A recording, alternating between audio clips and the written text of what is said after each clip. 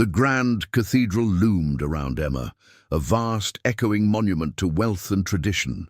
Stained glass windows, rich with ancient stories, filtered the weak winter light into a kaleidoscope of muted colors that did little to warm the chill in her heart. Below, hundreds of faces blurred into a sea of polished smiles and expensive fabrics, all waiting, all watching.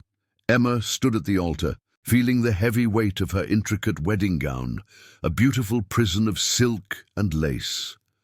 Her hand, cold and trembling, rested on the arm of a man who was almost a stranger, a politician whose name was whispered with a mix of reverence and fear in Chicago's elite circles. He was impeccably dressed, his smile practiced, his touch coolly possessive. She was supposed to be grateful. Her family, once respected, was now financially ruined, their name teetering on the edge of scandal. This marriage was their salvation, a trade her father had brokered in hushed, desperate tones. Emma was the offering, a sacrificial lamb dressed in white, her future decided for her, her dreams of a simple life and a love chosen freely, crushed beneath the weight of expectation and debt.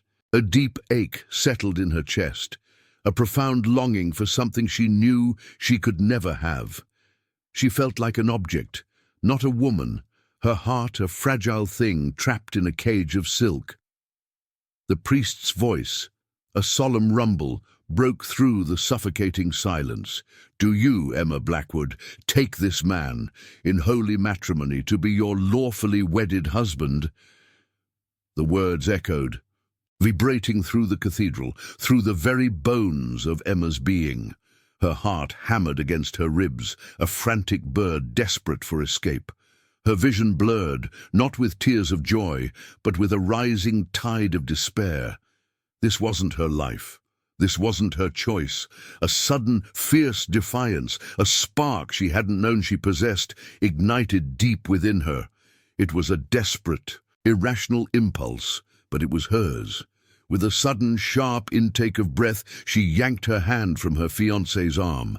The unexpected movement sent a ripple of gasps through the assembled guests.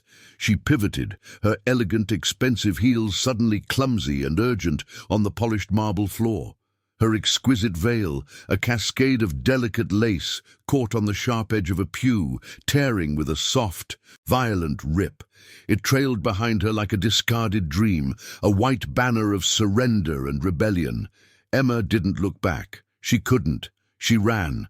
The frantic clicks of her heels echoed in the vast space, a stark counterpoint to the stunned silence that had fallen over the congregation. She was a blur of white, a fleeting ghost escaping her own funeral. Down the long aisle she fled, past the gaping faces, the whispers starting to erupt like a sudden storm. The grand, heavy oak doors burst open before her, a gust of biting Chicago winter wind immediately stealing her breath. She didn't care. She plunged into the frigid air, the crisp snow dusting the streets, her ruined dress flapping around her. Behind her she heard the first shouts, the sharp, authoritative voices of her fiancé's security detail. They had been stunned, but they were already moving, their heavy footsteps pounding on the cathedral steps, chasing her into the unforgiving cold. The torn veil, caught on the pew, lay abandoned, a stark white testament to the broken vow, left to flutter forgotten in the cold draught. Emma ran, her lungs burning, her mind blank, except for the desperate need to escape. Emma burst onto the sidewalk, the city a cacophony of blaring horns and distant sirens.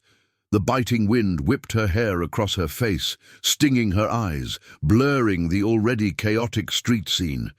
Panic was a raw, primal scream in her throat, choking her. She didn't know where she was going, only that she had to keep moving, had to outrun the echoes of the priest's voice, the memory of her fiancé's cold hand, the suffocating weight of her shattered future. Her lungs burned, each breath a painful gasp of frigid air. The delicate satin of her dress, once pristine, now dragged through slush and street grime, already a symbol of her ruined escape. A shout from behind jolted her. "Stop! Miss Blackwood, come back!"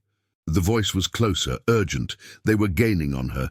Terror, cold and sharp, pierced through the haze of her desperation. She couldn't go back. She wouldn't. Darting between parked cars, she stumbled onto the edge of a busy street, the rush of traffic a dizzying blur. A gap appeared, or perhaps she imagined it, her mind screaming for freedom. Without thinking, without looking, she pushed off. A desperate leap into the unknown. A blinding flash of headlights, a deafening guttural roar of an engine. The screech of tires was an agonizing scream, tearing through the air, vibrating through her bones. Then a sickening crunch, a violent impact that stole her breath, twisted her body. She was airborne for a fleeting, terrifying moment, a rag doll tossed by an unseen giant, before slamming onto the icy pavement. Pain exploded through her side, a white-hot agony that stole her breath. Her head struck something hard, and the world tilted, spun, then went dark for a second. When her vision cleared, the pristine white satin of her wedding dress was no longer pristine. It was smeared with mud, and a dark, angry streak of blood bloomed starkly on the shoulder, a testament to the raw cut on her temple. From the wreckage, a presence, imposing, absolute. A sleek, black armored sedan, massive and unyielding, sat angled across the street, its front fender crumpled where she had hit it. The tinted window lowered with a quiet whir. Then the heavy door swung open, revealing a man who seemed to materialize from the winter gloom itself. Victor Thorne. Even in her dazed state, Emma recognized him. Not from personal encounter, but from the whispers, the hushed reverence, the palpable fear in every mention of his name. He was a myth made flesh, a creature of shadow and steel. He stood tall, impossibly broad-shouldered, a dark silhouette against the pale, unforgiving sky. His face was a chiseled mask. His eyes, when they met hers, were like chips of glacial ice, cold and assessing. He took in the crumpled heap of ruined white satin that was Emma, the wrecked front of his imposing vehicle, and then his gaze shifted to the rapidly approaching figures in dark suits. Her fiancé's security. A flicker of something, recognition perhaps, or a predatory interest crossed his features. He didn't speak. He didn't need to. His very presence was a command, an undeniable force that bent the world to his will. He moved, not with haste, but with a deliberate, unhurried grace that was terrifying in its certainty. Emma tried to push herself up, to protest, but her limbs felt like lead, her voice a mere whisper lost in the sudden, ringing silence that seemed to fall around them. He reached her in 2 long strides. Before she could truly react, his large hands were under her, one beneath her knees, the other supporting her back. He scooped her up effortlessly, as if she weighed nothing at all. She was utterly powerless, her small, broken body cradled against his formidable strength. The scent of him, clean and faintly metallic, filled her senses. His body was hard, unyielding, a solid wall of muscle and bone. She felt a strange, dizzying mix of fear and an almost perverse, unfamiliar sense of security in his absolute control. He carried her to the back door of his car, his movements precise and efficient. His men, a phalanx of silent, imposing figures who seemed to appear from nowhere, moved with synchronized precision. They fanned out, blocking the path of the approaching security guards, their very stance a warning.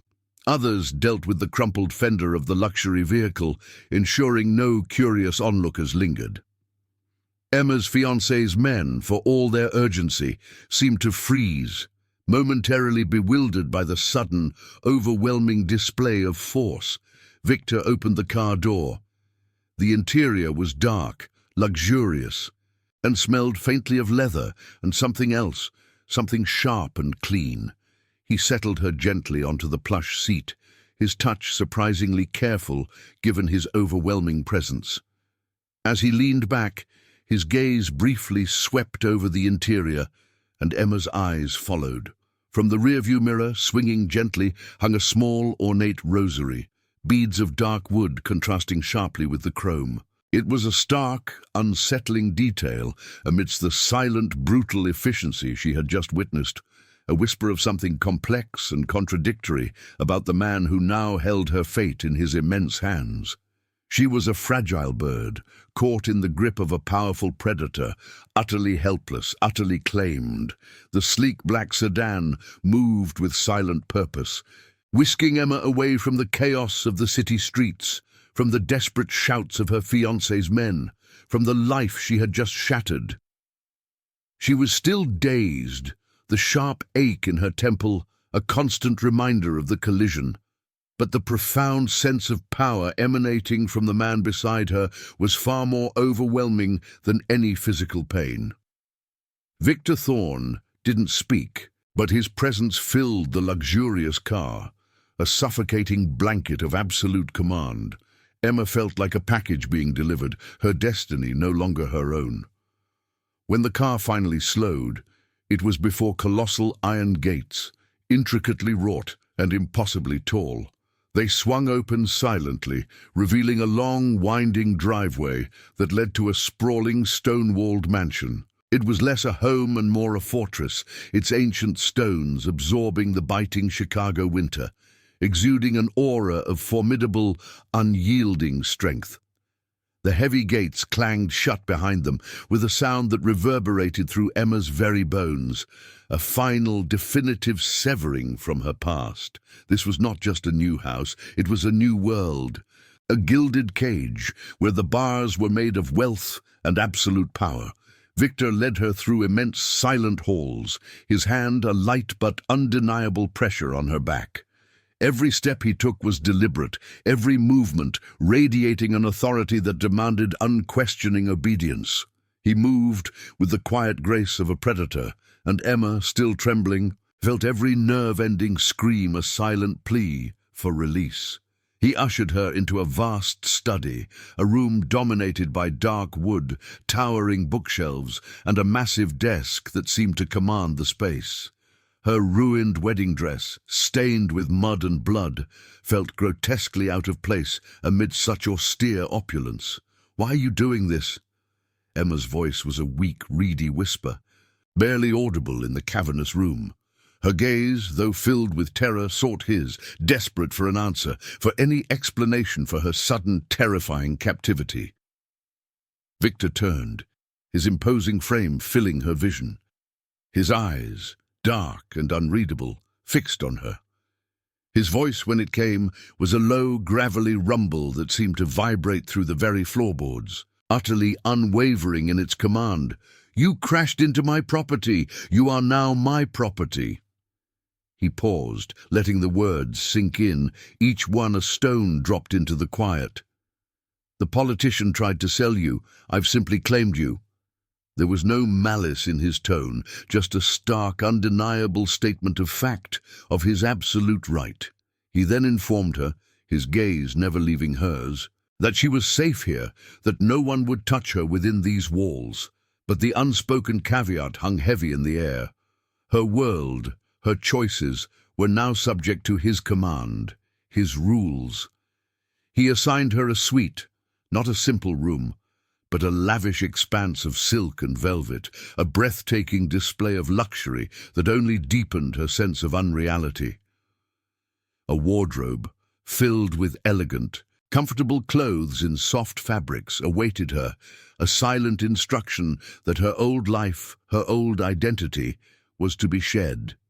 He made it clear through a quiet word from one of his grim-faced staff that while she was free to move within the mansion walls, she would not leave without his express permission. She would adhere to his rules, unspoken but palpable, woven into the very fabric of this formidable household. Emma's initial fear of him was immense, a constant, cold knot in her stomach. Overwhelmed, disoriented, and utterly exhausted, Emma began the slow, painful process of adjusting. She watched him from afar, during the infrequent silent meals, in glimpses down vast corridors. She saw the absolute power Victor Thorne wielded, not just over her, but over every member of his household, every detail of their lives. His demands, though often unspoken, were unwavering, his control absolute. Yet, paradoxically, amidst this daunting display of dominance, Emma began to sense something else. Beneath the immense fear, a strange, nascent feeling started to stir. An underlying promise of protection, a security she had never known in her old life, a shield that, while terrifying, was undeniably solid. Days blurred into a week within the stone walls of Thorn Manor, each one a testament to Emma's new, unsettling reality. Her life, once a predictable sequence of lessons and small anxieties, was now a constant heightened awareness of the formidable man who had claimed her. She saw Victor Thorn during meals in the cavernous dining room, his imposing figure at the head of the long table, a silent king presiding over his domain. Sometimes she would encounter him in the vast corridors, or catch a glimpse of him in his study, his profile stark against the window, always working, always vigilant.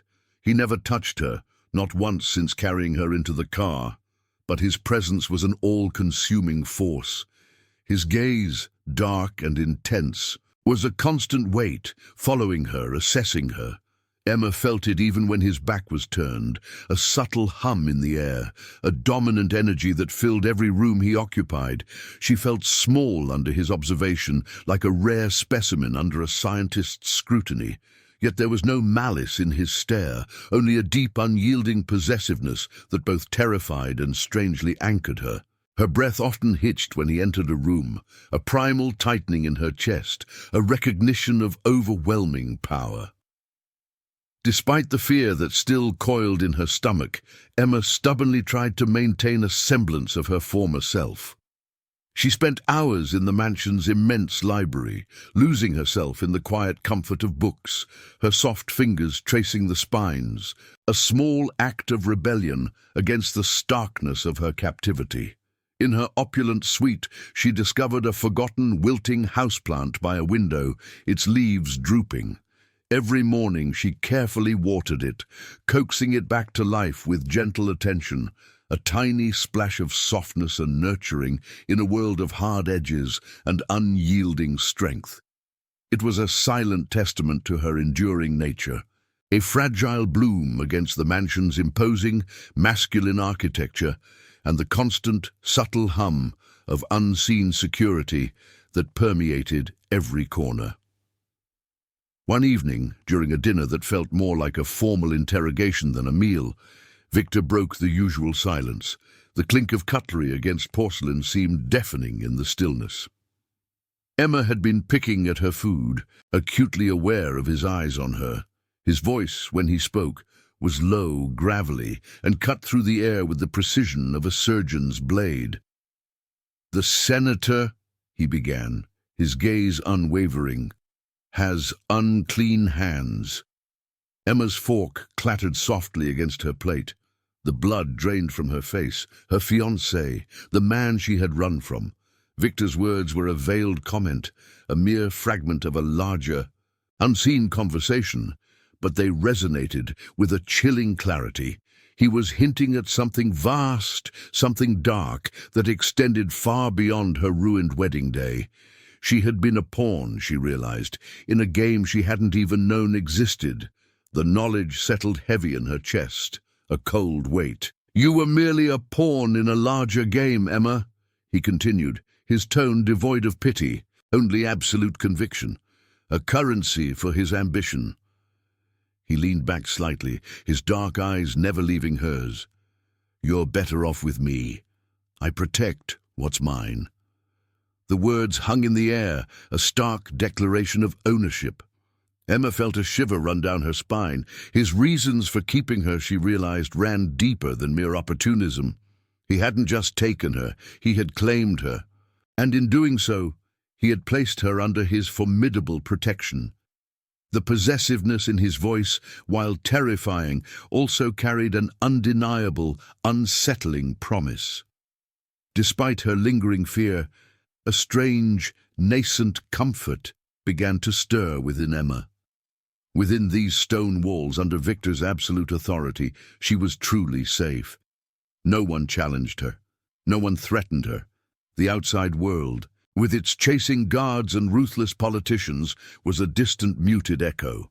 The sheer, unwavering force of Victor's will, while daunting in its power, provided an undeniable, unfamiliar sense of security. It was a terrifying paradox. She was a prisoner, yet she felt more protected than she ever had before. A strange, almost peaceful rhythm began to form, a nascent comfort in his absolute authority, a quiet understanding that his strength, though formidable, was now her shield. Days blurred into a seamless tapestry of quiet luxury and unspoken expectations within the formidable walls of Thorn Manor. Emma, still adjusting to the profound shift in her existence, began to notice subtle changes, small details that whispered of a pervasive, unseen hand guiding her new reality. Her favorite herbal tea, a specific blend she had always preferred, would appear in her suite without her ever having to mention it. Books she had merely glanced at in the vast library, or authors she had vaguely expressed interest in, would materialize on her bedside table, their pages crisp and unread. One afternoon, a forgotten sketchpad, a beloved companion from her childhood, along with a fresh set of charcoal pencils, was left on the elegant writing desk in her room, as if conjured from her very thoughts. At first, she attributed these occurrences to the mansion's impeccable staff, their efficiency almost unnerving in its precision, but as the instances accumulated, a deeper, more unsettling realization dawned on her. These weren't mere acts of service. They were silent demonstrations of Victor Thorne's acute awareness, his pervasive foresight. He didn't need her to voice her needs or desires. He simply knew. It was a form of control more absolute than any spoken command, a quiet authority that permeated every aspect of her life, making her feel utterly seen, utterly known, and undeniably claimed. She was under constant observation, not in a way that felt intrusive, but in a way that left no corner of her existence untouched by his influence. One particularly restless morning, feeling the need to escape the elegant confines of her suite, Emma ventured further into the mansion than usual, her footsteps echoing softly on the polished floors. She found herself drawn towards the kitchen, a starkly modern, professional space of gleaming stainless steel and utilitarian efficiency. Amidst the cold, hard surfaces, a splash of incongruous color caught her eye.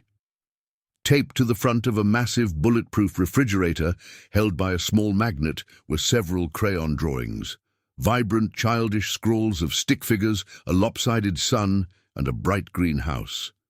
The sight stopped her cold. Children's drawings, in his kitchen. A strange, unfamiliar warmth bloomed in her chest, chasing away a sliver of the ever-present chill of fear. It was a jarring contrast to the brutal efficiency she associated with Victor, a glimpse into a world that felt utterly alien to his formidable persona.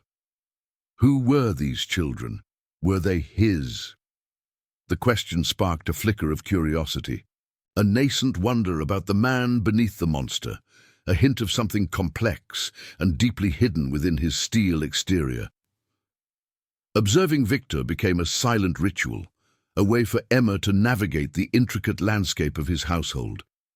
She watched how his lieutenants moved around him, how they anticipated his slightest gesture, how a mere flicker in his dark eyes could convey volumes.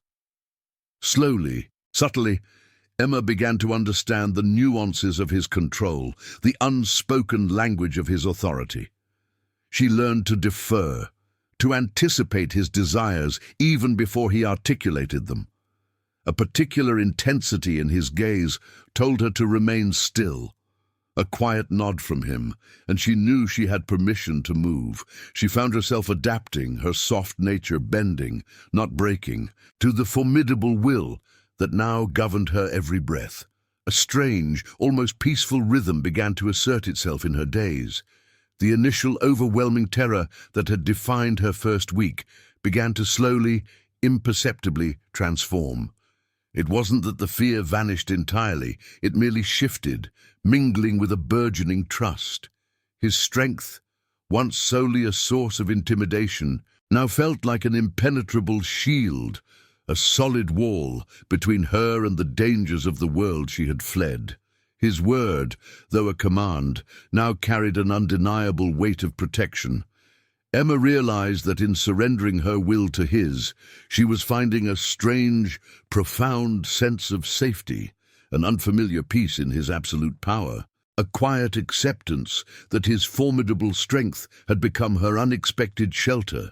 The fragile peace Emma had found within the mansion's formidable walls was shattered by the harsh intrusion of the outside world. One morning, a stack of newspapers appeared on a polished table in the sitting room, left open to the most damning headlines. Her name, Emma Blackwood, stared back at her in bold, accusing type, inextricably linked to Victor Thorne. The articles shrieked of scandal, of a runaway bride, and most chillingly, of kidnapping. The politician, her former fiancé, was playing a very public, very dangerous game, painting Victor as a monstrous captor and Emma as his helpless victim. Public pressure mounted, a distant, angry hum that Emma could almost feel vibrating through the thick stone walls. She watched the news reports on a hidden television in the library, her heart a cold knot of dread. Commentators debated her fate, speculating about Victor's motives, their words turning her into a pawn in a brutal power struggle. The illusion of quiet safety began to crumble, replaced by a stark realization. The world outside was closing in, its greedy, vengeful fingers reaching for her. She was no longer just Victor's property, she was a symbol, a declaration of war. Victor, however, remained a towering, unwavering presence. Emma sensed the shift in his demeanor, a subtle tightening of his jaw, a deeper intensity in his eyes. He received calls, his voice low and guttural, his commands sharp and unyielding. She didn't understand the specifics, but she felt the reverberations of his power. And then he made his move. Through his formidable network, a cold public counter-declaration echoed through the city's media. Emma Blackwood, the runaway bride, was now explicitly under Victor Thorne's exclusive protection. Any attempt to reclaim her, any politician or law enforcement agency that dared to interfere, would be considered an act of war. The message, delivered with chilling clarity, was stark and absolute. Touch her and die. The words, though not spoken directly to her, settled deep within Emma's bones. They were terrifying in their ruthlessness, a promise of violence that made her tremble. But beneath the terror, a strange, undeniable sense of relief bloomed. He was claiming her, yes, but he was also shielding her with an impenetrable wall of his own making. His defiance was her defense. The mansion, already a fortress, tightened its defenses further.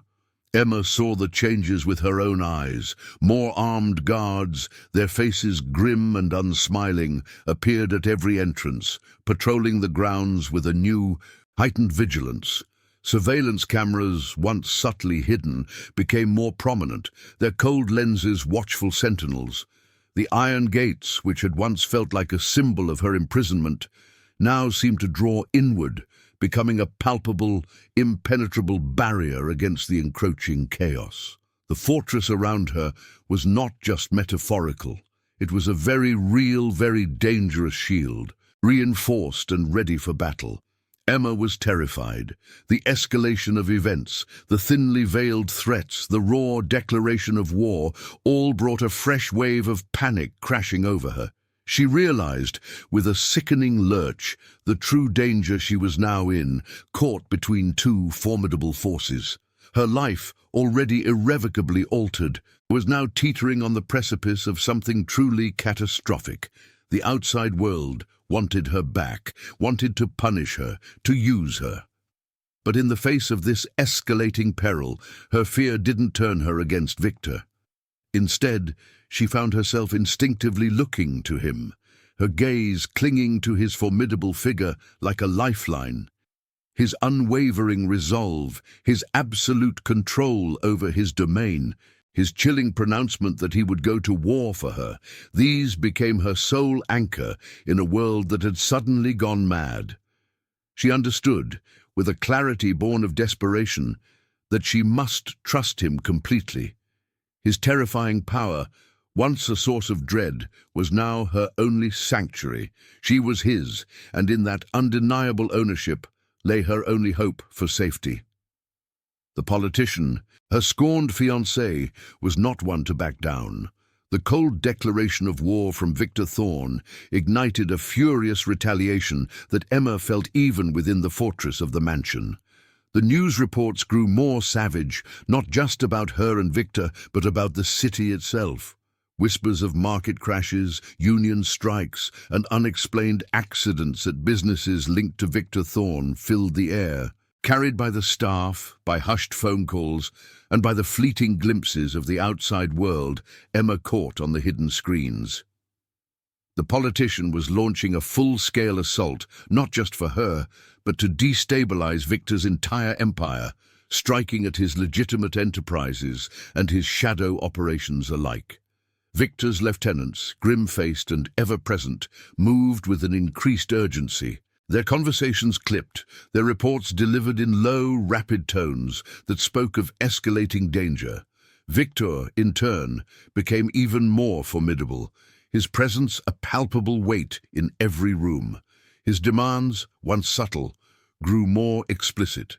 He required Emma to stay strictly within her designated areas, the elegant suite and the library, a silken cord tightening around her freedom of movement. His gaze, when it landed on her, was sharper, more intense, a silent reminder of the heightened peril that now surrounded them. He didn't raise his voice, but his words, when he spoke them, carried an undeniable finality. "The world you ran from, Emma," he stated one evening, his voice low but cutting through the dinner's silence like a sharpened blade, "is far more ruthless than you know. Your former fiancé will stop at nothing. He sees you as a means to wound me." He spoke of the depths of depravity her fiancé would sink to, of the merciless strategies employed in their world.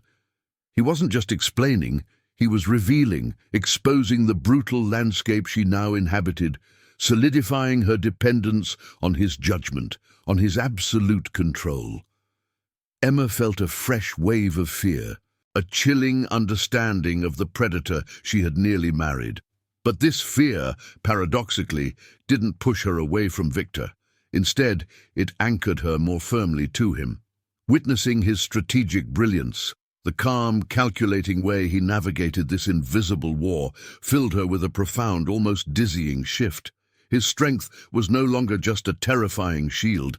It was becoming a source of fierce admiration, a primal draw she hadn't anticipated. She saw the heavy burden of command on his broad shoulders, the perpetual vigilance required to maintain his formidable empire. And yet he never wavered in his silent promise of protection for her. She found herself wanting to please him, to anticipate his unspoken needs, to be a quiet, unwavering presence worthy of his formidable protection. Her loyalty, once born of fear, now deepened into something akin to devotion. She would sit quietly in the library, reading, but her senses were constantly attuned to his movements, to the subtle shifts in the mansion's atmosphere. When he passed, she would offer a soft, almost imperceptible nod, a quiet acknowledgement of his authority, a silent testament to her unwavering trust.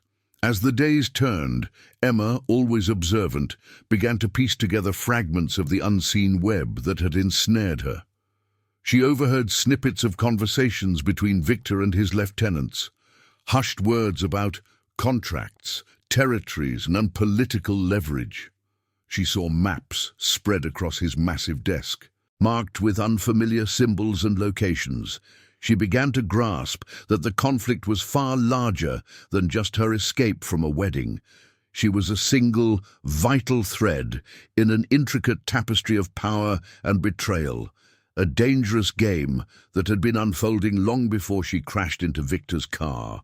Her small, quiet presence, her unwavering trust, became a silent comfort in his brutal world, a grounding point amidst the whispers of war that now echoed through the very stones of Thorn Manor.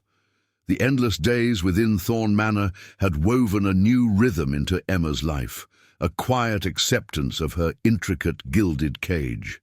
Yet a part of her still yearned for the small, simple comforts of her past.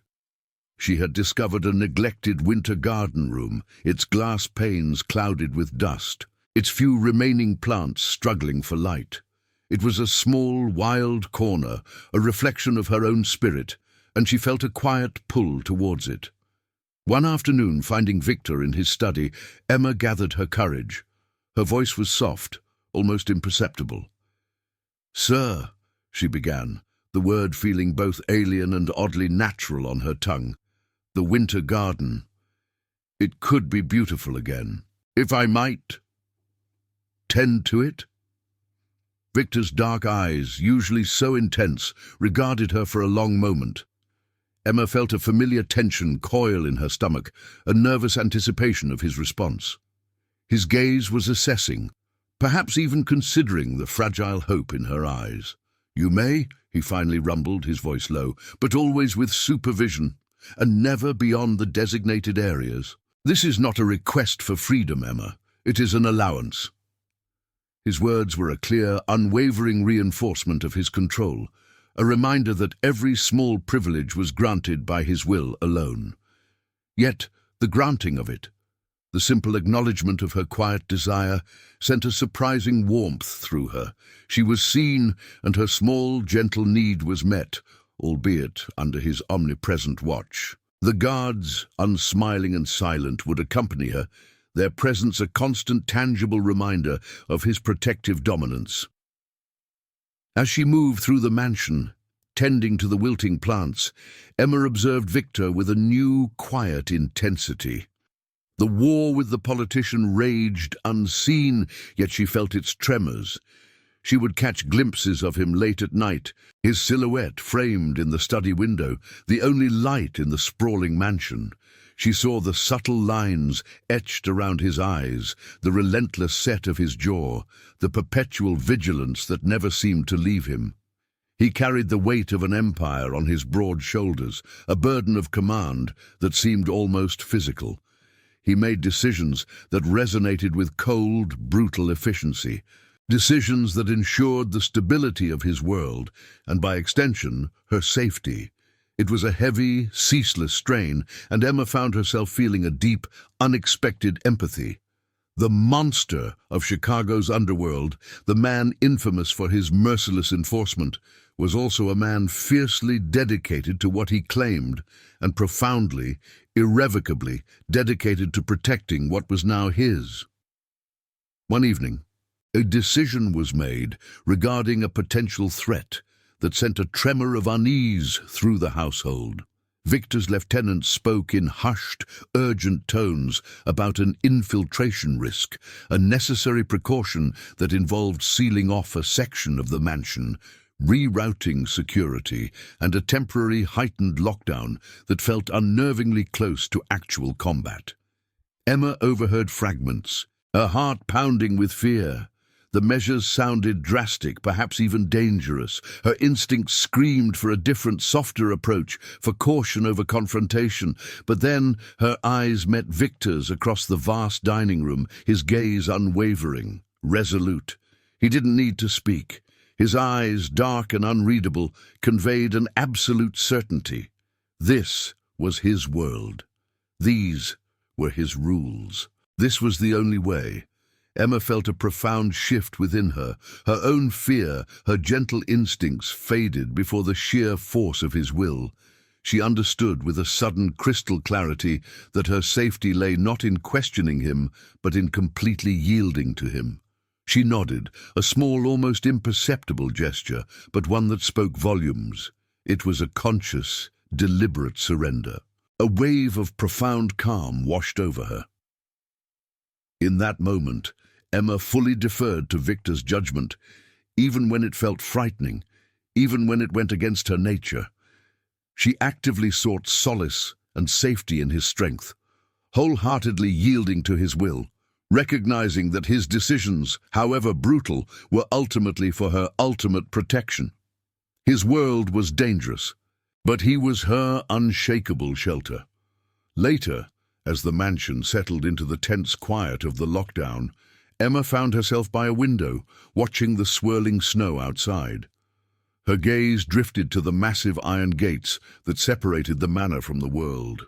Once, they had slammed shut with the finality of a prison door, a symbol of her lost freedom.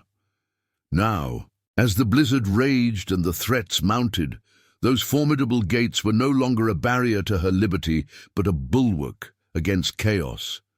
They were a testament to Victor's absolute control, a visible manifestation of her impenetrable security, keeping the dangers of the outside world and the reach of her past firmly at bay.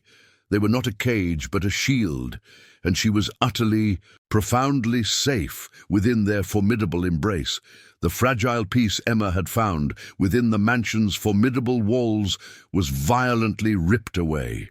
A piercing, electronic shriek tore through the quiet of the night, followed almost immediately by a guttural roar of alarms echoing through the vast stone halls. Emma, jolted awake, sat bolt upright in her luxurious bed, her heart hammering against her ribs. Footsteps heavy and urgent pounded in the corridors. Distant shouts, muffled by thick walls but undeniably hostile, sent a cold spike of fear through her. This was it. The storm had arrived. Before she could fully process the terror, her door burst open. Victor Thorne stood there, a formidable silhouette against the dim light of the hall. His presence an immediate, overwhelming command. He didn't speak, but his dark eyes, sharp and intense, swept over her, assessing, demanding. Emma didn't hesitate. She scrambled from the bed, her bare feet cold on the polished floor, her gaze locked on his. He moved towards her, his stride long and purposeful, and without a word, his large hand gripped her arm, pulling her close, sheltering her behind his immense frame. She felt the solid wall of his back against her, the hard muscle and bone, an unyielding shield. Gunshots erupted from somewhere below, sharp cracks that reverberated through the very stones of the manor. Emma gasped, pressing herself closer to Victor, her breath catching in her throat. His body was tense, radiating a dangerous energy, but his grip on her was firm, unwavering. She was a small, fragile thing, hidden in the shadow of his immense power, utterly dependent on his strength. His men, a phalanx of silent, grim-faced figures, moved with ruthless efficiency through the mansion, their movements a blur of controlled violence. The sounds of a brutal, decisive repulsion filled the night, leaving no doubt about the imminent, deadly danger they had just faced. Once the immediate threat subsided, replaced by a tense, watchful quiet, Victor led Emma away from the windows, deeper into the heart of the mansion. His hand remained on her back, guiding her, a constant pressure that spoke of ownership and protection. He brought her to a smaller, more intimate study, its walls lined with leather-bound books. The air thick with the scent of old paper and wood. He sat her gently on a plush armchair, his gaze never leaving hers, and then stood before her, his presence utterly dominating the room. The silence stretched, heavy with unspoken truths. Emma watched him, her mind reeling from the violence she had just witnessed, her body trembling with residual fear. "Emma," he finally rumbled, his voice low. A deep current flowing beneath the surface calm. "There are things you need to know, things your father kept from you." He paused, his eyes piercing hers, demanding her full attention.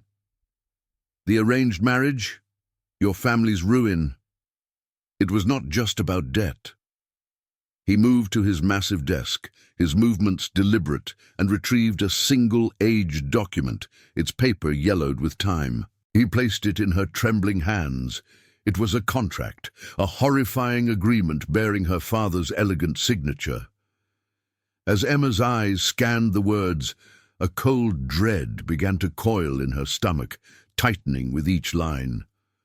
The document detailed her father's agreement to trade her, his daughter, as a bride to the politician, not for financial salvation alone, but as a payment, a grotesque silence for a debt far more sinister.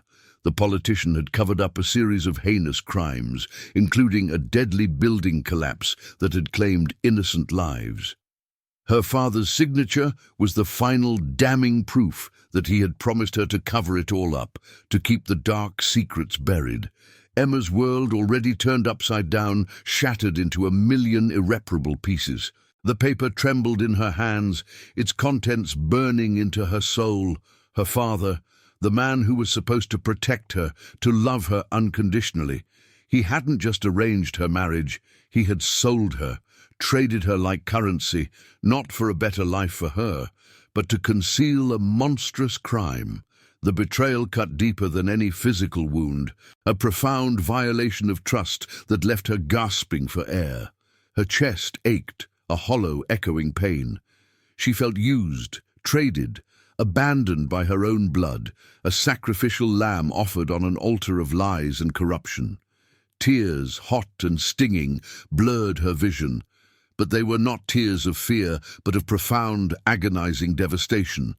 Victor watched her, his expression unreadable, his formidable presence a stark contrast to her utter fragility.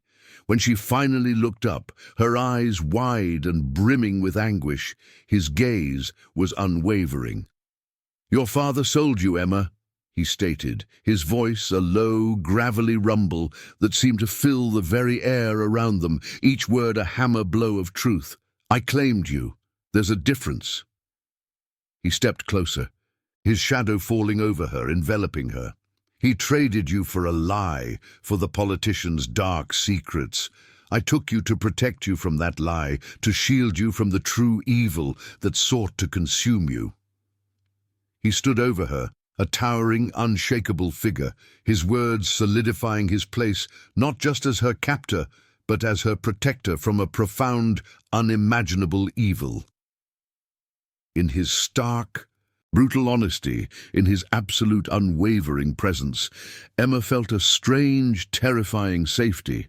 Her world had collapsed, but he was standing, solid and unyielding, a formidable anchor in her sea of devastation. The document, a stark testament to her father's monstrous betrayal, slipped from Emma's trembling fingers and fluttered to the polished floor. Her head spun, the words searing themselves into her mind. The politician's crimes, the building collapse, the innocent lives lost, all covered up, and she, Emma, had been the price. Her father, the man she had loved, admired, trusted above all others, had sold her into a gilded cage to conceal such depravity. Her chest heaved, a raw, primal anguish tearing through her. "How?"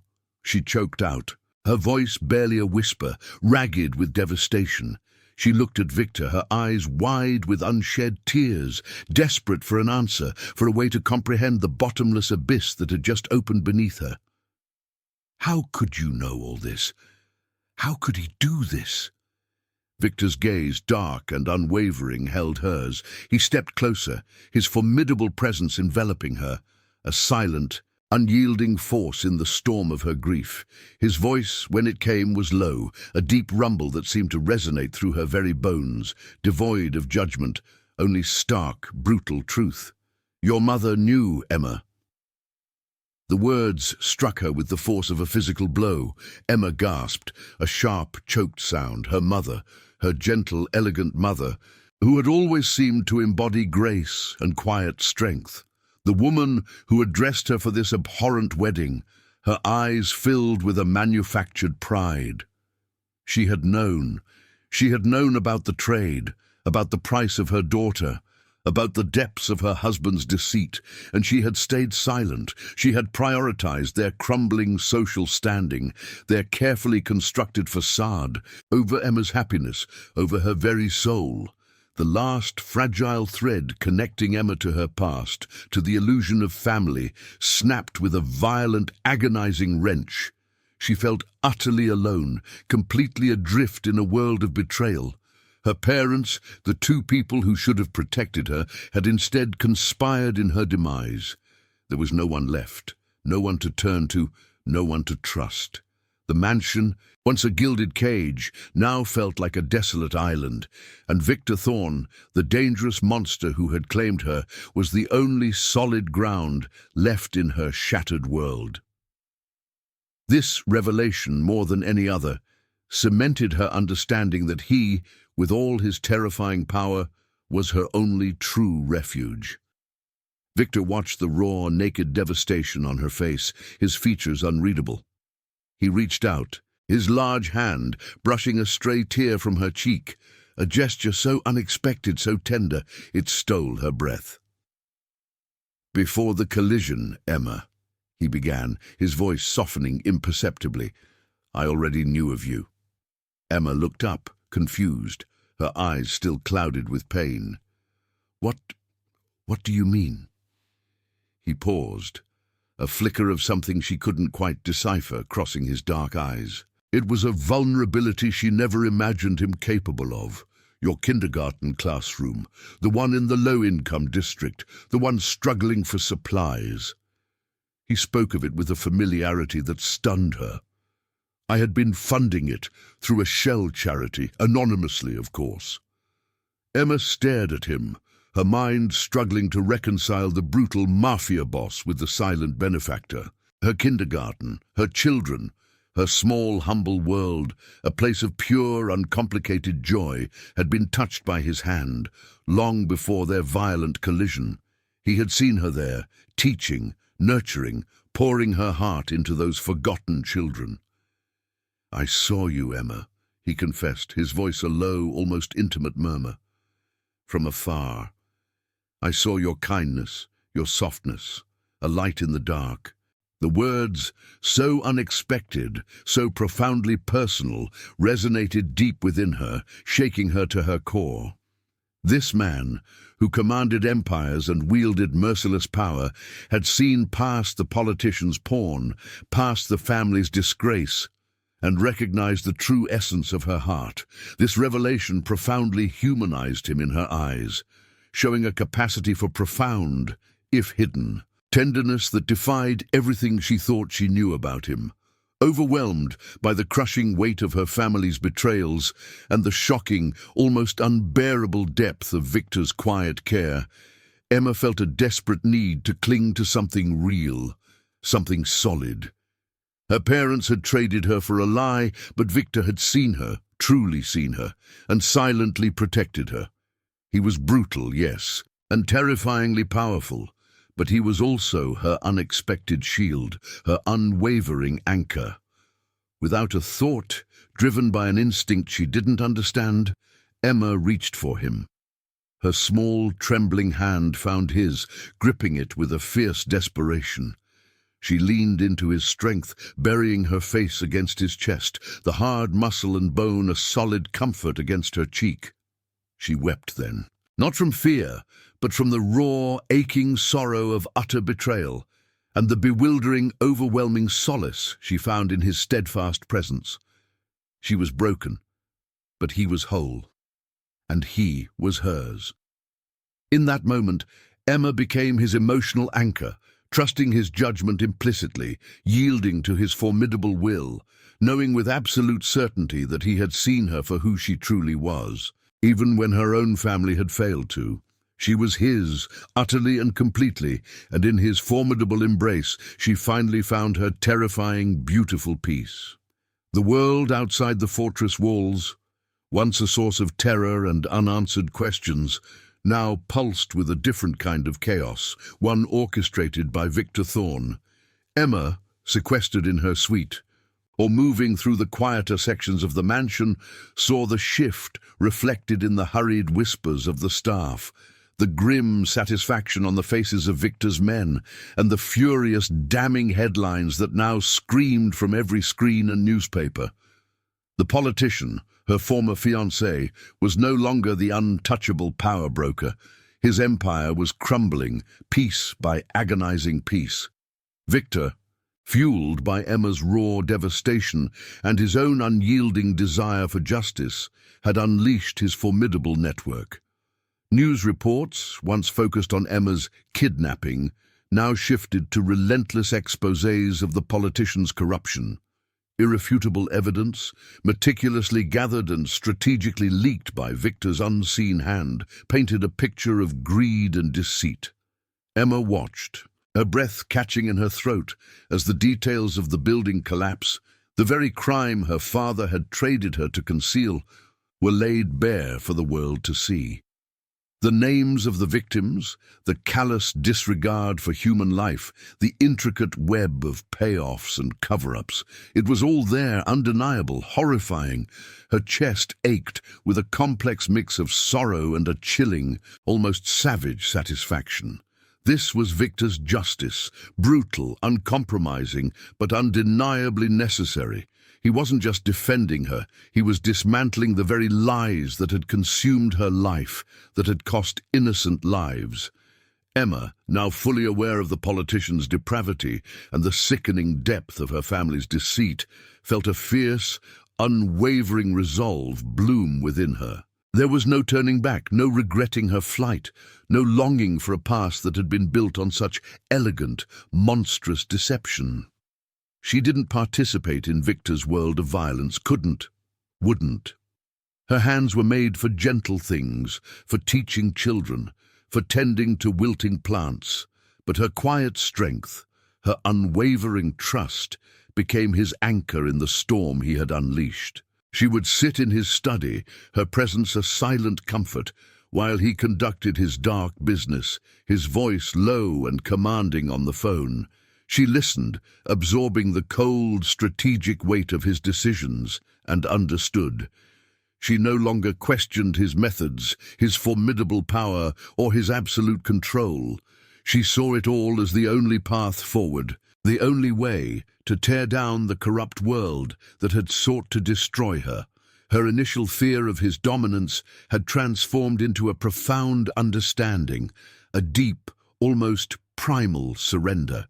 She actively yielded to his guidance, seeing it not as imprisonment, but as the truest form of protection.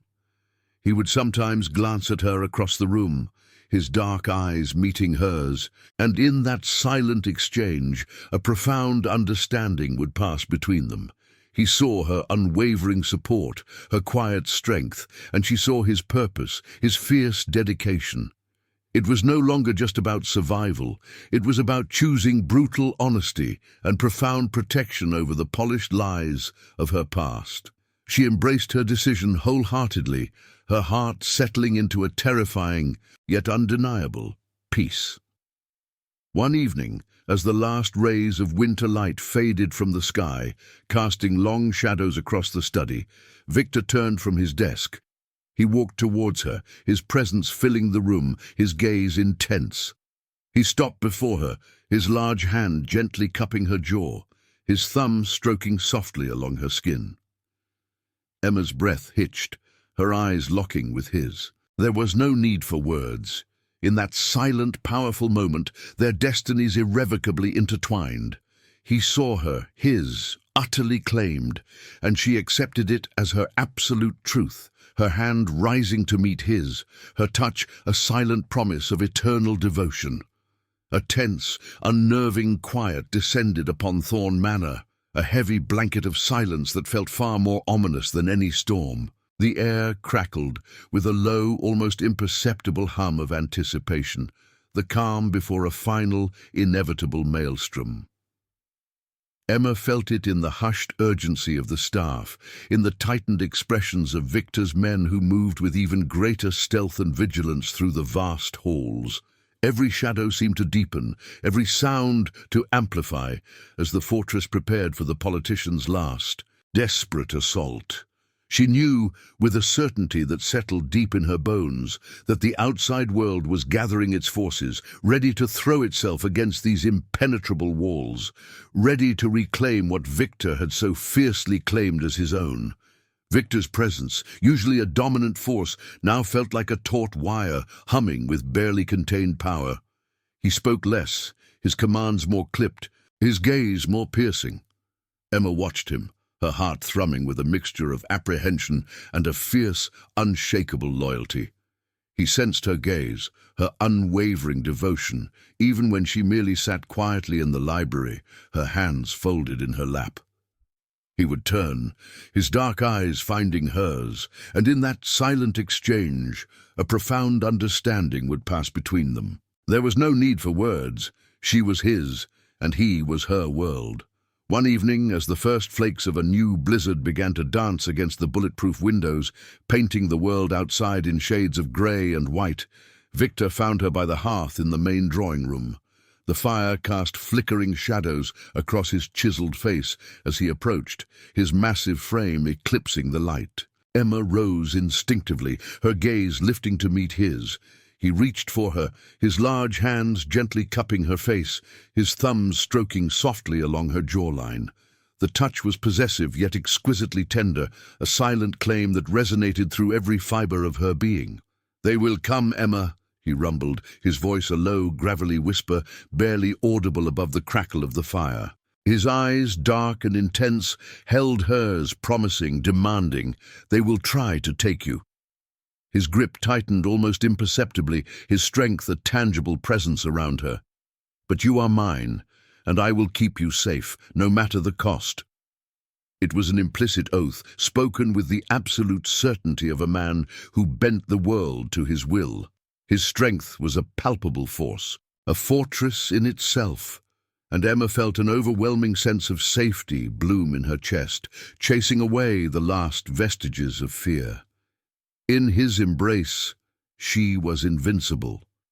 Emma leaned into his touch, her eyes closing briefly as she absorbed the raw power of his promise. She was no longer the terrified runaway bride, lost and alone. The woman who had fled the altar, desperate and broken, was gone. In her place was a woman forged in betrayal and tempered by a formidable, dangerous love. She was still soft, still feminine, her heart open and vulnerable, but now she possessed an inner resolve, a fierce, unwavering loyalty born of her devotion to Victor. She was ready for whatever came, for the storm that raged outside and the one that was surely coming for them. As long as she was by his side, she knew she would face it all. She would yield, she would obey, and in his absolute control, she found her ultimate strength. Outside, the Chicago winter raged with renewed fury. Snow fell thick and relentless, blanketing the city in a pristine, isolating white. The blizzard howled around the stone walls of Thorn Manor, muffling the distant sounds of the city, severing their world from everything else. The relentless, biting cold mirrored the escalating tension, the increasing isolation of their existence. But within the formidable embrace of the mansion, within the formidable embrace of Victor Thorn, Emma felt an unshakable warmth, a profound security. The storm outside solidified their bond, making their world smaller, more intimate, more absolutely theirs.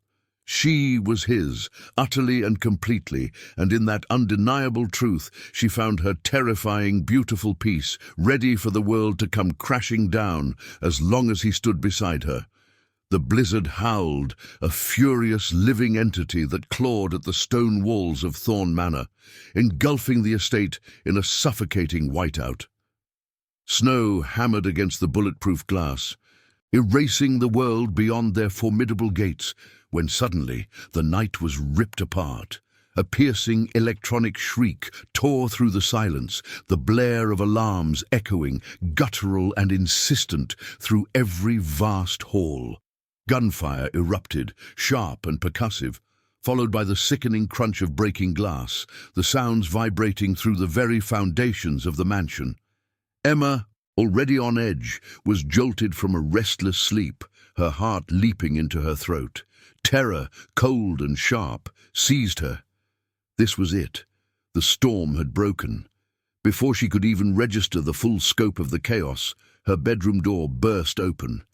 Victor Thorne stood there, a formidable silhouette against the flickering emergency lights that now bathed the corridor. He didn't speak, but his presence was an immediate, overwhelming command. His eyes, dark and piercing, swept over her, a silent demand for her to move, to obey. Emma didn't hesitate. She scrambled from the bed, her bare feet barely touching the floor as she rushed towards him.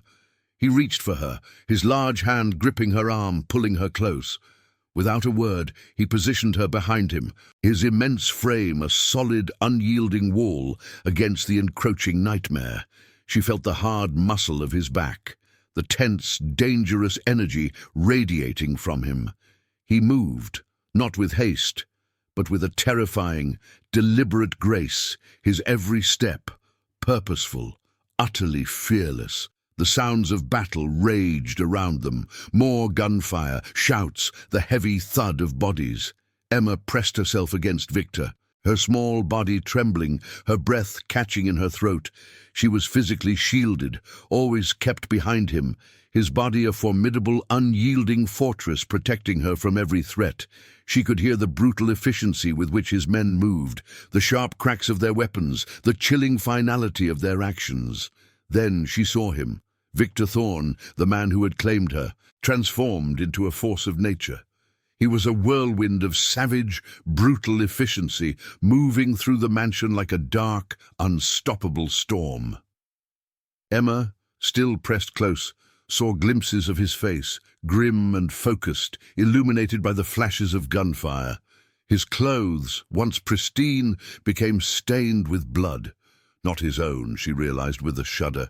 He eliminated intruders with a terrifying, merciless precision, his every movement a testament to his absolute power, his unyielding will. She witnessed the true monster within him, the brutal, merciless enforcer that Chicago feared. His violence was raw, visceral, shocking. Yet instead of fear of him, Emma felt an overwhelming, almost dizzying sense of safety and fierce protection. His fury, his lethal precision, was directed away from her, for her. He was a living shield, an impenetrable barrier between her and the horrifying chaos. She trusted him absolutely, completely, even as the world erupted in violence around them. Her terror was for the outside, for the men who dared to breach his walls, not for the formidable man who held her so securely. He moved her through hallways, down staircases, his hand always firm on her back, guiding, directing. Her bare feet were cold on the marble, but she barely noticed, her focus entirely on him, on the unwavering strength of his presence. He was her anchor, her only reality in the maelstrom. Finally, the sounds began to recede, replaced by a tense, watchful quiet. Victor led her out into the courtyard, the blizzard still raging, swirling around them in a blinding vortex of white. The air was frigid, biting, but Emma felt only the heat of Victor's body, the solid weight of his arm around her. And there, crumpled on the snow-covered flagstones, beaten and bruised, was her former fiancé. He looked up, his eyes wide with terror, recognizing Victor, recognizing Emma. He was no longer the polished politician, but a broken, pathetic figure. Victor Thorne stood over him, his face grim, his breathing heavy, his powerful chest heaving with exertion. His clothes were spattered with blood, his formidable presence radiating an almost palpable fury. He held a gun, its dark barrel glinting ominously in the muted light, aimed directly at the politician's head. The air crackled with his raw, untamed rage, a silent, deadly promise that hung heavy in the swirling snow. Emma watched, her heart pounding, feeling the full, terrifying force of his vengeance, and knew with absolute certainty that this man, her monster, would stop at nothing to protect what was his. Emma's breath hitched, trapped in her throat, as she watched Victor Thorne stand over her former fiancé. The blizzard raged around them, a furious white shroud, But it couldn't diminish the terrifying intensity of Victor's presence. His immense body, spattered with blood from the brutal defense of his home, vibrated with a raw, untamed fury. The dark barrel of the gun he held gleamed ominously, pointed directly at the politician's cowering face. Her fiancé, once so polished and arrogant, was now a pathetic beaten heap in the snow, his eyes wide with an animalistic terror that Emma had never imagined him capable of. A primal part of Emma, a part that had known only fear and betrayal from this man, felt a chilling satisfaction. Victor was her vengeance, her protector, enacting a justice no court could ever deliver. She felt no pity for the man at Victor's feet, only a profound, almost dizzying sense of safety in the face of Victor's unyielding power. His violence, terrifying as it was a shield, a promise that no one would ever hurt her again. Her world had dissolved into chaos, but Victor was her unwavering anchor, his will absolute, his protection complete. Just as Victor's hand tightened, his finger visibly tensing on the trigger, a new sound cut through the blizzard's roar, the distant wail of sirens, growing rapidly closer. Flashing blue and red lights began to pierce the swirling snow, painting the white landscape in stark, urgent hues. Law enforcement. Emma's heart gave a violent lurch. They were here, at the worst possible moment, witnessing the brutal aftermath of Victor's defense, the final, deadly confrontation. Victor froze, his body still taut with lethal intent, but his arms slowly lowered, the gun now pointed at the ground. His gaze, however, remained fixed on the politician, a silent promise of future reckoning. His men, emerging from the shadows of the mansion, formed a silent, disciplined perimeter, their weapons lowered but their stances ready. A squad of officers bundled against the storm, fanned out, their faces grim, their flashlights cutting through the snow. A lead official, a woman with a stern face and sharp eyes, stepped forward, her gaze sweeping over the scene, taking in the beaten politician, the bloodied snow, and the formidable figure of Victor Thorne, Emma still a small, trembling shadow behind him. Her eyes finally landed on Emma, a flicker of something, perhaps pity, perhaps calculated assessment, crossing her features. "Miss Blackwood," the official's voice was crisp, authoritative, cutting through the swirling snow.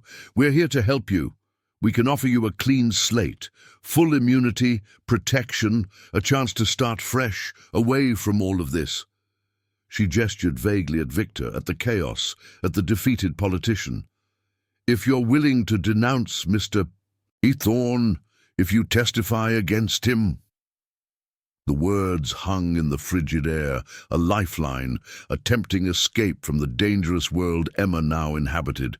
A clean slate, a chance to rebuild, to forget the betrayals, to live a simple life, free from the shadow of the Mafia. It was everything she had once longed for, everything she had run from her wedding to find. But Emma looked at Victor. He stood unmoving, his back to the officers, his formidable profile etched against the swirling snow. His clothes were stained with the blood of the men who had dared to threaten her.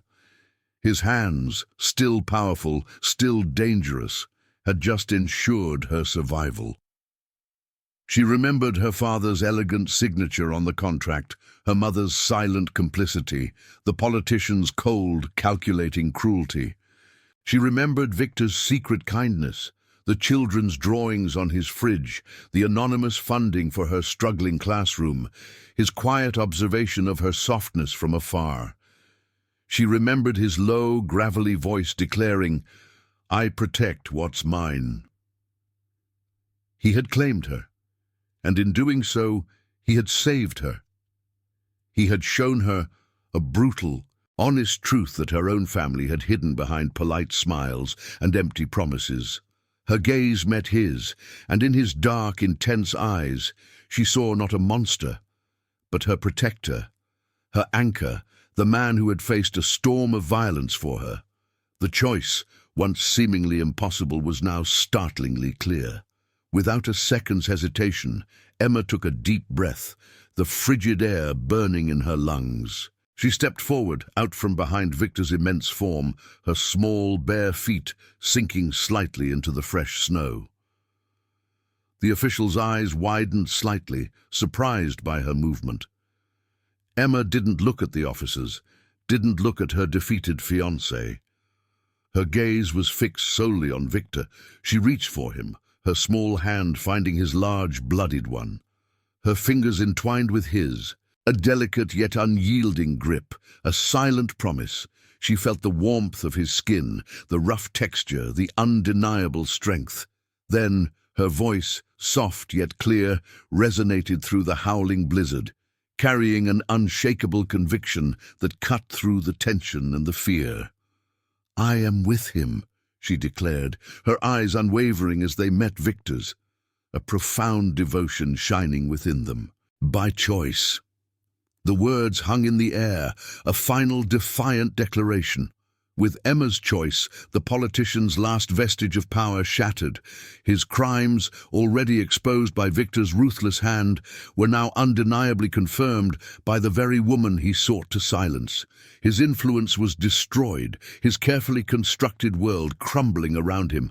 Victor Thorne, bloodied but victorious, had eliminated the threat. He had secured their future, her future, his formidable will now intertwined with her unwavering devotion, an unbreakable bond forged in fire and snow. The blizzard's fury had finally abated, leaving Thorne Manor a pristine, silent kingdom under a blanket of freshly fallen snow. The chaos of the night before, the sounds of gunfire and shattering glass, now seemed like a distant nightmare, replaced by an eerie, profound quiet. The politician, disgraced and utterly powerless, was gone from their lives, his crimes fully exposed, his influence shattered beyond repair. Victor Thorne's dominance over his territory was absolute, unchallenged, a truth as solid and unyielding as the ancient stones of his fortress. The dust had settled, leaving behind a new, undeniable reality. Emma moved through the mansion's vast, now serene halls with a newfound stillness. The terror that had once coiled in her stomach had finally unwound, replaced by a quiet, settled acceptance. Her choice, made in the heart of the storm, stood firm and unwavering. She was with him by choice, and in that declaration she had found an unexpected liberation. She looked at Victor, no longer with the raw fear of a captive, but with the profound understanding of a woman who had willingly stepped into his formidable world. She had run from a forced marriage, from a life where she was traded, and crashed into a destiny she never could have imagined, one where she was fiercely claimed, not sold. She embraced her place by his side, not as a victim, but as his queen, cherished and protected. She understood now that her strength lay not in defiance, but in her softness, her femininity, and her unwavering devotion to the man who had torn down a world to keep her safe. She saw the admiration in his dark eyes, the subtle possessiveness in his gestures, and knew that her surrender was her power. Life in the mansion continued, yet it was profoundly changed. It was no longer a gilded cage, but explicitly their home. The vast spaces that once felt overwhelming now held a quiet comfort. She would spend her mornings in the library, tending to her wilting plants or simply reading, knowing that her every need, her every unspoken desire would be anticipated and met. A warm blanket would appear when she shivered. Her favorite tea would materialize, a small, thoughtful gesture orchestrated by Victor, a silent testament to his profound care and constant awareness. Victor, in turn, was subtly, visibly softened by her presence. The hard lines around his eyes seemed to ease when he looked at her, the perpetual vigilance in his gaze softening into something akin to contentment. His formidable power and absolute control remained, a palpable force that governed every inch of his world. But now it was imbued with a quiet tenderness that was hers alone. He would watch her, his gaze intense, a silent appreciation of her gentle spirit. During meals, his hand would often rest possessively on her waist, a light, warm weight that spoke of ownership and security. It was a simple, intimate gesture, yet it conveyed volumes of his adoration, his unspoken claim. Emma would lean into his touch, her head sometimes resting against his shoulder when they sat by the roaring fire, the warmth of his body a solid comfort against her. She felt completely safe, utterly cherished, her small feminine form nestled against his immense strength. In these quiet moments, surrounded by the opulence of his fortress, Emma felt a profound peace. Her heart, once broken by betrayal, now beat with a fierce, unwavering devotion for the dangerous man who had claimed her as his own, her terrifying, beautiful monster. Time, like the river flowing past Thorn Manor, had moved on, carving a new landscape for Emma. Months melted into seasons, and the biting Chicago winter had given way to a vibrant spring, then a bustling summer, and now the crisp, golden hues of autumn. The world had largely forgotten the scandal of the runaway bride, but for Emma, every day was a testament to the powerful, dangerous choice she had made. She stood in a brightly lit classroom, the walls adorned with colorful paintings and construction paper masterpieces, the air filled with the joyful cacophony of children's laughter. This was her sanctuary, her purpose. The community center, rebuilt and reimagined, was state-of-the-art, a beacon of hope in a neighborhood that had long been overlooked. Everyone knew, though no one ever spoke of it aloud, that the anonymous donor responsible for this transformation was Victor Thorn. Emma saw his quiet influence everywhere, from the sturdy, child-safe furniture to the abundance of art supplies. It was his silent gift, a manifestation of the tenderness he had hidden beneath layers of steel. Emma moved among her kindergartners, her soft hands guiding theirs, her voice gentle and encouraging. She found immense joy in these small, everyday moments, a profound peace she had once believed was forever lost to her. But even here, amidst the innocent chaos, Victor's presence was a constant, reassuring hum. Beyond the large, sunny windows, discreet figures in dark suits could be seen, positioned strategically around the playground and the perimeter of the center. His men, ever vigilant, ever silent, were a constant, tangible reminder of her impenetrable protection. He remained the fearsome figure of Chicago's underworld, the monster whispered about in hushed tones, but his formidable world, his immense power, now revolved entirely around her, a constant, unyielding shield. Every evening, as the city lights began to twinkle against the darkening sky, she would return to Thorn Manor. The iron gates would swing open silently for her, no longer a symbol of imprisonment, but of her belonging, her absolute security. She would find him in his study, or sometimes by the roaring fire in the drawing room, his formidable presence filling the space, a quiet welcome. He would watch her, his dark eyes intense, assessing, a subtle softening in their depths that was reserved only for her. He never demanded, never commanded her presence, yet she always sought him out, drawn by an invisible thread of devotion and a deep, abiding trust. She would tell him about her day, about the children's triumphs, their small dramas, and he would listen, his gaze unwavering, his hand sometimes reaching out to rest possessively on her waist or to cup her cheek. Sometimes, in the quiet intimacy of their private chambers, Emma would find herself drawn to a particular dress, carefully preserved and mended. It was the white satin wedding gown, the one she had fled in, torn and stained, now painstakingly repaired, its delicate lace restored. She would slip into it, the fabric a soft whisper against her skin, a potent symbol of her journey. It was the dress she had ruined, running from a life she didn't want, running straight into his arms, into a destiny she had never imagined. Victor would watch her, his eyes darkening with a profound intensity, a mixture of raw possessiveness and deep, unspoken adoration. He saw not a runaway bride, but his queen, a woman who had chosen him, chosen his dangerous world, chosen his absolute protection. He would reach for her, his large hands strong and sure, drawing her close, her soft body fitting perfectly against his formidable one. Emma would melt into his embrace, her head resting against his powerful chest, listening to the steady, unyielding beat of his heart. She was safe, cherished, absolutely claimed. Her life, once a tragedy of betrayal and forced choices, was now a testament to the powerful, dangerous yet profoundly loving bond she had found with the man Chicago called a monster. Her soft heart, once so vulnerable, was forever entwined with his formidable will, a silent, eternal oath whispered in the quiet of their world. If you enjoyed this story, tell us where you're watching from and subscribe to Tales of Power and Desire to keep up with our intense romances.